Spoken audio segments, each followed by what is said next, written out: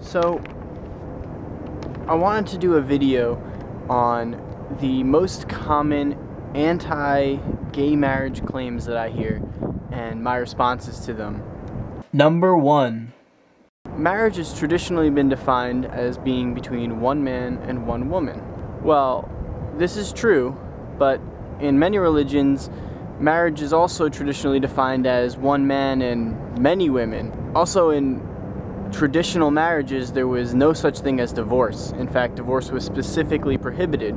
But yet, divorce is a common feature of our society, as we've accepted that the idea of a marriage being permanent forever, while is the goal, is not always realistic. Number 2. I'm for civil unions, but I'm against gay marriage. Well, this one just makes no sense to me. You know, marriage is just a word. If you're so hung up about the word marriage, just get over it. The notion of separate but equal has been proven in history to not work. Number 3. Gays can't have children. As a first world nation, we're really past the point where, we need to procreate to ensure the survival of our country. There's tons of marriages where they're choosing not to have children, and no one's throwing them in jail or denying their rights or invalidating their marriage because they choose not to have kids. What about couples who can't have kids due to medical problems? Are they not allowed to get married because they can't bring children into this world? Also, think about the amount of children that are born out of wedlock in this country. I just think that the argument that you have to be married to have children is just makes no sense. Or that you can't be married because you can't have children is equally absurd. Number 4. Children need both a mom and a dad to grow up properly. Well, there's tons of single parents out there. My cousin was raised by his mom by herself his entire life, and he's turned out to be a great person. I think the argument that you need one mom and one dad is just, it's plain wrong. Single parents, they make it work. They raise wonderful children just fine.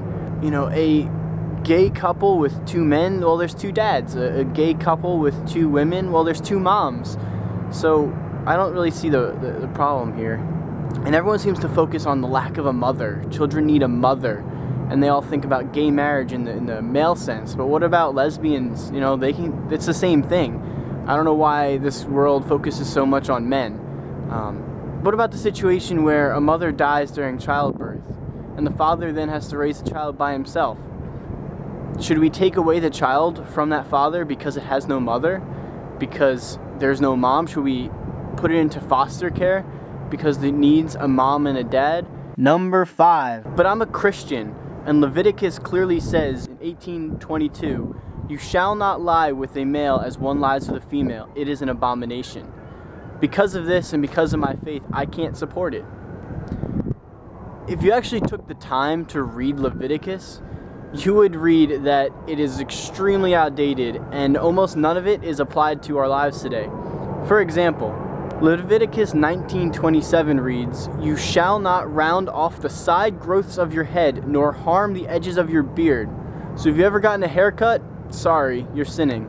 Leviticus 18:8 says, "You shall not eat the flesh, nor touch their carcasses, as they are unclean," in reference to pigs. So, sorry anyone who's not kosher, and if you like a game of football, you're a sinner. Leviticus 19:31 says, "Do not turn to mediums or spiritualists. Do not seek them out to be defiled by them. I am your Lord, your God." The penalty for that? Leviticus 26 defines it as for the person who turns to mediums and to spiritists to play the harlot after them, I will also set my face against that person and will cut him off from among his people." So if you like fortune tellers or you read your daily horoscopes, sorry, not only are you a sinner, but you're completely excommunicated from the faith. Leviticus 19:28 discusses tattoos and states, "You shall not make any cuts in your body for the dead, nor make any tattoo marks on yourself. I am the Lord." This one's my favorite. Leviticus 19:19 says, "You are to keep my statutes. You shall not breed together 2 kinds of cattle. You shall not sow your field with 2 kinds of seed, nor wear a garment upon you of 2 kinds of materials mixed together." So I'm pretty sure I'm violating that, as I've got definitely some poly blend cotton going on here right now. My point is that the only place in the Bible that references homosexuality as being wrong is from a book that is completely outdated, is almost entirely... Number 6. I just don't agree or approve of that homosexual lifestyle. Homosexuality is not a choice. I don't choose who I love, but you can choose how you react to it. I mean, doesn't the Bible and the teachings of Jesus preach acceptance and love for your fellow man? Why should it be different just because they're different from you? Just because you don't understand it doesn't mean that you should fight it.